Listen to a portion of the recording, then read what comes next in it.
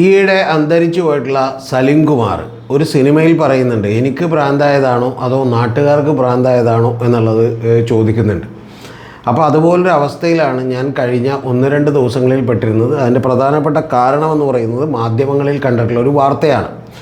ആ വാർത്ത എന്ന് പറയുന്നത് മുൻ മന്ത്രി, ഉന്നത വിദ്യാഭ്യാസ വകുപ്പ് മന്ത്രിയായിരുന്ന, കോളേജിൽ പഠിപ്പിച്ചുകൊണ്ടിരുന്ന നല്ല വിവരമുള്ള KT ജലീൽ എന്ന് പറയുന്ന ഒരാൾക്കെതിരെ ഉയർന്നിട്ടുള്ള ഒരു ആരോപണവും വിവാദവുമൊക്കെ ആയിരുന്നു.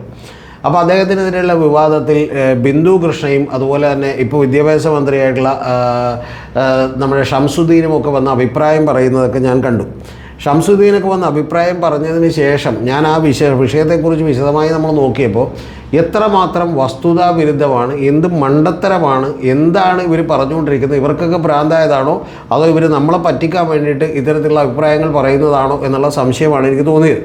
ആ സംഭവം ഞാൻ വിശദീകരിക്കാം. അതിനുശേഷം എൻ്റെ ജീവിതത്തിലുണ്ടായിട്ടുള്ള ഒരു കഥയും ഞാൻ നിങ്ങളോട് പറയാം. ഇത് രണ്ടും നിങ്ങൾ കേൾക്കണം. വളരെ രസകരമായിട്ടുള്ള സംഭവങ്ങളാണ് എന്നുള്ളതാണ് എനിക്ക് നിങ്ങളോട് ആദ്യം തന്നെ പറയാനുള്ളത്. ഈ സംഭവത്തിൽ മണ്ണാർക്കാട്, പാലക്കാട് മണ്ണാർക്കാട്ടിലല്ല, മണ്ണാർക്കാട്ടിലെ MLA ആണ് ഷംസുദ്ദീൻ. അപ്പോൾ അവിടെയുള്ള ഒരു ആ സ്കൂളിലെ കുട്ടികൾക്ക് വേണ്ടിയിട്ട് ഒരു ചടങ്ങിൽ ഉന്നത വിദ്യാഭ്യാസ വകുപ്പ് മന്ത്രി ആയിരുന്നതിൻ്റെ പേരിൽ KT ജലീലിനെ ക്ഷണിക്കുകയും അദ്ദേഹം വന്ന് പ്രസംഗിക്കുകയും ഒക്കെ ചെയ്തു. ആ പ്രസംഗിക്കുകയും ഒക്കെ ചെയ്തപ്പോൾ ഞാനടക്കം ആദ്യം വിചാരിച്ച് ഇദ്ദേഹത്തിന് എന്തെങ്കിലും കുഴപ്പം പറ്റിയിട്ടുണ്ടാവും എന്നുള്ളതാണ്. കാരണം അല്ലാതെ മാധ്യമങ്ങൾ ഇങ്ങനെ വാർത്ത കൊടുക്കില്ല എന്നാണ്.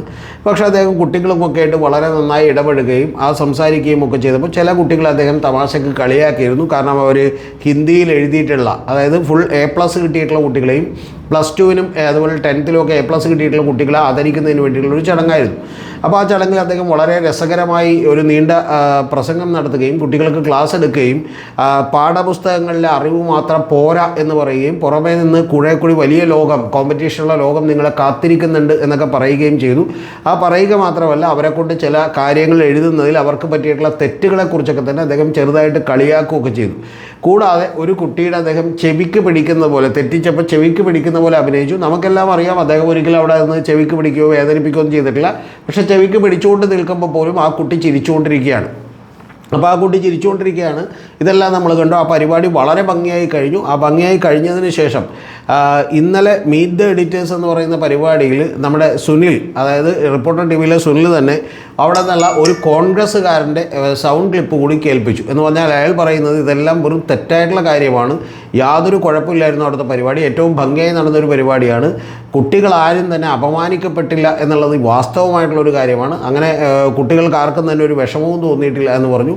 പക്ഷേ കുട്ടികൾക്കൊക്കെ വിഷമം തോന്നിയിട്ടില്ല, അതുപോലെ പാരൻസിന് വിഷമം തോന്നിയിട്ടില്ല എന്നൊക്കെ പറഞ്ഞെങ്കിൽ പോലും ഇവിടെയുള്ള മാധ്യമങ്ങളും കോൺഗ്രസും അതുപോലെ പ്രത്യേകിച്ച് MSFും മുസ്ലിം ലീഗും ഒക്കെ കൂടിയിട്ട് അങ്ങനെയൊന്നും പറഞ്ഞാൽ പറ്റില്ല, കുട്ടികൾക്ക് വിഷമം തോന്നി അല്ലെങ്കിൽ തോന്നിപ്പിക്കും എന്ന് പറഞ്ഞുകൊണ്ട് ഇവർ വലിയ സ്റ്റാൻഡ് എടുക്കുകയും ഇതൊരു പ്രചണ്ഡമായിട്ടുള്ള പ്രചാരണ ആയുധമാക്കുകയും ഒക്കെ ചെയ്തു. ഏറ്റവും ഒടുവിൽ വീണ്ടും തൊട്ടടുത്ത ദിവസം തന്നെ വന്ന് KT ജലീൽ വന്നൊരു പത്രസമ്മേളനം നടത്തി.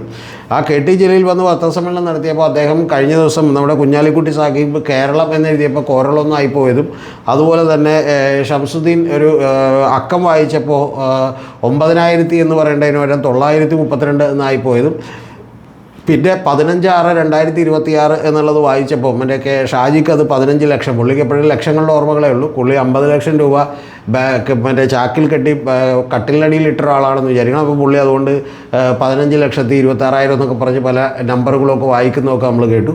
അപ്പോൾ ഇതൊക്കെ പറഞ്ഞ് യഥാർത്ഥത്തിൽ ആറാടിക്കൊണ്ടുള്ളൊരു പത്രസമ്മേളനമായിരുന്നു. KT ജലീൽ അവരെയൊക്കെ തന്നെ നിശിതമായി കളിയാക്കുകയൊക്കെ ചെയ്തു. പക്ഷേ ഇപ്പോഴും ചൈൽഡ് വെൽഫെയർ കമ്മിറ്റിക്ക് ഇതിനെതിരെ കേസെടുക്കണം, അന്വേഷിക്കണം. ചില നമ്മുടെ യൂട്യൂബ് ചാനലുകളൊക്കെ തന്നെ ഈ KT ജലീൽ ഇപ്പം തന്നെ അങ്ങോട്ട് ജയിലിലടക്കും എന്നൊക്കെയാണ് പറയുന്നത്. ഈ കേട്ടിട്ട് എനിക്ക് ചിരിയാണ് വന്നിട്ടുള്ളത്. യഥാർത്ഥത്തിൽ നിങ്ങളൊന്ന് ആലോചിച്ച് നോക്കണം. ആ കുട്ടികൾക്ക് പ്രശ്നമില്ല, പാരൻസിന് പ്രശ്നമില്ല, വിളിച്ചിട്ടുള്ള സ്കൂൾ അതോറിറ്റീസിന് അവിടുത്തെ പ്രോഗ്രാം നടത്താൻ വേണ്ടി വിളിച്ചിട്ടുള്ളവർക്ക് പ്രശ്നമില്ല, അവിടെ കൂടിയിട്ടുള്ള കോൺഗ്രസ്സുകാർക്കോ ആ നാട്ടിലുള്ള ബാക്കിയുള്ള ആളുകൾക്കോ അവരെ ഈ കോൺഗ്രസിൻ്റെ സുനിൽ പുറത്തു വിട്ടേക്കണ വോയിസ് ക്ലിപ്പ് എന്ന് പറയുന്നത് അയാൾ അവിടുത്തെ ഒരു റെസിഡൻസ് അസോസിയേഷൻ പ്രസിഡൻ്റാണ്, അയാൾ ഒരു ഉറച്ച കോൺഗ്രസ്സുകാരനാണ്. അപ്പോൾ ഇത്തരത്തിലുള്ള ആളുകൾക്കോ ഈവൻ അവിടുത്തെ BJPക്കാർക്കോ അവിടുത്തെ മുസ്ലിം ലീഗുകാർക്കോ പോലും യാതൊരു കുഴപ്പമില്ല. പക്ഷേ ഇല്ലാത്ത പ്രശ്നങ്ങൾ ഊതിപ്പെരുപ്പിച്ച് കാണിച്ച് എങ്ങനെയാണ് ഈ നാട്ടിലെ ആളുകളെ മണ്ടന്മാരാക്കുന്നുള്ളതിൻ്റെ ഒരു ക്ലാസിക് എക്സാമ്പിളാണിത്. എനിക്ക് ഇത്തരത്തിലുള്ളൊരു അനുഭവമുണ്ട്. ഞാൻ നിങ്ങളോടത് ഇപ്പോൾ തുറന്ന് പറയുമ്പോൾ എൻ്റെ ചില സുഹൃത്തുക്കളൊക്കെ ചിലപ്പോൾ പിണങ്ങുമായിരിക്കും, പക്ഷെങ്കിലും കുഴപ്പമില്ല, ഞാനത് നിങ്ങളോട് വിശദമാക്കാം. നമ്മുടെ തൃപ്പൂണിത്തുറയിൽ മുല്ലപ്പന്തൽ എന്ന് പറയുന്ന ഒരു ഷാപ്പുണ്ട്. ആ ഷാപ്പിൻ്റെ കള്ള് ഷാപ്പാണ്. അവിടെ നല്ല ഭക്ഷണമൊക്കെ കിട്ടുന്ന സ്ഥലങ്ങളാണ്. നിങ്ങളിൽ മഹാഭൂരിപക്ഷം പേർക്കൊക്കെ അറിയായിരിക്കും. അപ്പം ഞാൻ ആ മുല്ലപ്പന്തലിൽ ആ ഒരു ദിവസം സുഹൃത്തുക്കളൊക്കെ ആയിട്ട്, സുഹൃത്തുക്കൾ എന്ന് പറഞ്ഞൊരു 10-15 പേരുണ്ട്, ഇപ്പോഴല്ലായിട്ട് ഒരു 20-25 കൊല്ലം വേണം. അപ്പോൾ ഞങ്ങളൊക്കെ ആയിട്ട് പോകുമ്പോൾ അവിടെ എൻ്റെ കൂടെയുള്ളതൊക്കെ എന്നേക്കാൾ മുതിർന്ന പ്രായമുള്ള ആളുകളൊക്കെ തന്നെയാണ്. അപ്പോൾ ഞങ്ങളെല്ലാവരും കൂടി അങ്ങനെ ഒരു ദിവസം രാവിലെ 11 മണിക്ക് അവിടെ ചെല്ലാൻ തീരുമാനിക്കുമ്പോൾ അവിടെയല്ല നമ്മൾ പോയത്, മുല്ലപ്പന്തൽ ഷാപ്പല്ല, അതിൻ്റെ തൊട്ടപ്പുറത്ത് ഒരു 10 മൈൽ ഷാപ്പുണ്ട്. അപ്പോൾ ആ 10 മൈൽ ഷാപ്പിലേക്ക് പോയി. അതിന് ഫ്രണ്ടിലൊക്കെ ഒരുപാട് സ്ഥലമുണ്ട്, കുറച്ച് ഹട്ടുകളൊക്കെ ഉണ്ട്. അപ്പോൾ അവിടെ രാവിലെ പോയിട്ട് ഏതാണ്ട് വൈകുന്നേരം രാത്രി 6-7 മണിയാകുമ്പോഴാണ് നമ്മൾ അവിടെ നിന്ന് ഇറങ്ങിപ്പോരുന്നത്. അപ്പോൾ ഈ ഇറങ്ങിപ്പോരുന്ന സമയത്തിനിടക്ക് ഞാൻ അങ്ങനെ കള്ളോ പോലും കഴിക്കുന്ന ഒരാളല്ല, കാരണം എനിക്ക് അതിൻ്റെ ടേസ്റ്റ് ഇഷ്ടമല്ലാത്തതുകൊണ്ടാണ്. ബാക്കി ഇവരൊക്കെ തന്നെ അവിടെ പല വിധത്തിലുള്ള സേവകളൊക്കെ നടന്നുണ്ട്, തൊട്ടടുത്തപ്പുറത്ത് വീട്ടിൽ പോകുന്നുണ്ട്, അങ്ങനെയൊക്കെ വന്നിട്ടുണ്ട്. അപ്പോൾ അതുകൊണ്ട് തന്നെ രാവിലെ മുതൽ വൈകുന്നേരം വരെ ഇരിക്കുമ്പോഴത്തേക്ക് ഏതാണ്ട് എല്ലാവരും ഒരുവിധം ലെവൽ മാറിയിരുന്നു എന്നുള്ളത് ഒരു യാഥാർത്ഥ്യമായിട്ടുള്ളൊരു കാര്യമാണ്. അപ്പോൾ ഇവരെയൊക്കെ കാണാൻ വേണ്ടിയിട്ടും പല ആളുകളെയും കാണാൻ വേണ്ടി പല ഫ്രണ്ട്സ് വരും. അവരൊരു 1 മണിക്കൂർ 2 മണിക്കൂർ ഇരുന്നിട്ട് പോകും. അതിനുശേഷമാണ് ഈ സംഭവമൊക്കെ ഉണ്ടാകുന്നത്. അപ്പോൾ അതിൽ ഏറ്റവും മെയിനായിട്ടുള്ള ഒരാളെന്ന് പറയുന്നത് ഒരു ടൈലറായിട്ടുള്ള ഷാജിക്കുട്ടൻ എന്ന് പറയുന്ന ഒരാളാണ്. അപ്പോൾ ഈ ഷാജിക്കുട്ടൻ അവിടെ നിൽക്കുന്നു. അപ്പോൾ ഞാനൊരു ഉച്ചയ്ക്ക് എനിക്ക് അവിടെ തൊട്ടടുത്ത് എൻ്റെ ഒരു സുഹൃത്തിനെ കാണാൻ വന്നിട്ട് ഞാൻ അവനുമായിട്ട് വണ്ടിയിലൊന്ന് പുറത്തേക്ക് പോയിട്ട് തിരിച്ച് വരുമ്പോഴേക്കും ഞാൻ വരുമ്പോൾ കാണുന്ന കാര്യം എന്താണെന്ന് വെച്ചിട്ടുണ്ടെങ്കിൽ അവിടെ ഭയങ്കരമായിട്ടുള്ള അടി നടക്കുകയാണ്. അടി എന്ന് പറഞ്ഞാൽ നിങ്ങളറിയേണ്ടത് നിസ്സാര അടിയല്ല, എന്ന് പറഞ്ഞാൽ ഒരുത്തരം ചവിട്ടുന്നു, കുത്തുന്നു. അപ്പോൾ ഞാനിങ്ങനെ വന്ന് അത്ഭുതപ്പെട്ട് നിൽക്കുകയാണ്, എന്താ സംഭവം എന്ന് അറിയാൻ പാടില്ല എന്നുള്ളത് നിൽക്കുകയാണ്. അപ്പോൾ പക്ഷേ നമ്മുടെ സുഹൃത്തുക്കളൊക്കെ ഉണ്ട്, അടി കൂടിയിട്ടുണ്ട്, അവരൊക്കെ ഭയങ്കരമായിട്ട് അടി കൂടിയിട്ടുണ്ട്. അപ്പോൾ ഉടനെ തന്നെ ഞാനും ഈ ഷാജിക്കുട്ടൻ എന്ന് പറയുന്ന ഒരാളും ഒരു പയ്യനും കൂടി ഇവിടെ സൈഡിലിങ്ങനെ ഇരിക്കുന്നുണ്ട്, ഇങ്ങനെ കൈ കൊടുത്തിങ്ങനെ ഇരിക്കുന്നുണ്ട് തലയിൽ.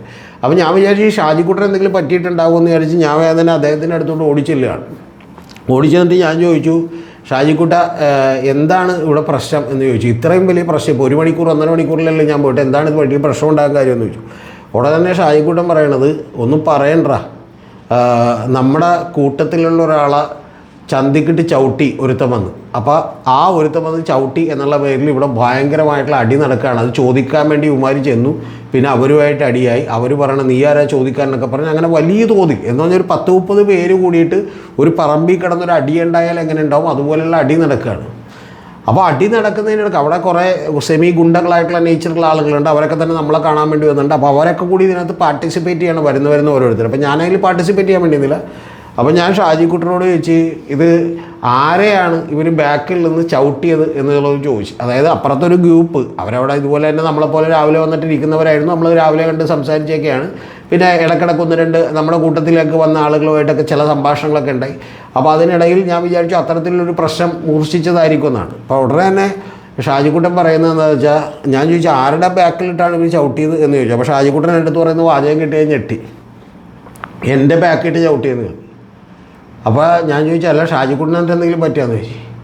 അല്ല എനിക്കറിയാൻ പാടില്ല, കാരണം എന്നെ ചവിട്ടിയായിട്ട് എനിക്ക് ഓർമ്മയില്ല.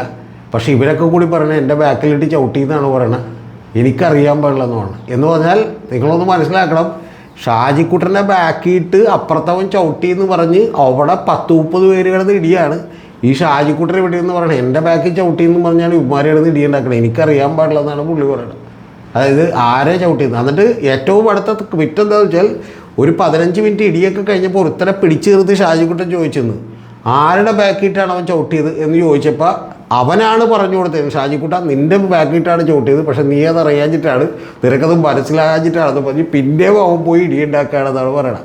എന്ന് പറഞ്ഞ പോലെ ഇപ്പോൾ KT ജലീലിൻ്റെ കേസിൽ KT ജലീൽ പറഞ്ഞിട്ട് ആ കുട്ടികൾക്ക് പരാതിയില്ല, പാരൻസിന് പരാതിയില്ല, അവിടെ കൂടിയ നാട്ടുകളെല്ലാം ഗംഭീരമായിട്ടുള്ള പ്രസംഗമായിരുന്നു, ഉഗ്രം പരിപാടിയായിരുന്നു, അനുമോദിക്കുന്ന ചടങ്ങായിരുന്നു, ഇത് വെറും മണ്ടത്തരമാണ് എന്നൊക്കെ അവരുടെ ജില്ലാ നേതൃത്വത്തോടും സംസ്ഥാന നേതൃത്വത്തോടും ഒക്കെ പറഞ്ഞിട്ടും അവർ പറയുന്ന അങ്ങനെയൊന്നുമല്ല, ഇതിൻ്റെ പേരിൽ നിങ്ങൾ എന്ത് ചെയ്തിട്ടുണ്ട്, നിങ്ങൾ അപമാനിക്കപ്പെട്ടിട്ടുണ്ട് എന്നുള്ളത് പറഞ്ഞുകൊണ്ട് മാധ്യമങ്ങളുടെ എയർ ടൈം അങ്ങോട്ട് എടുക്കുകയാണ്.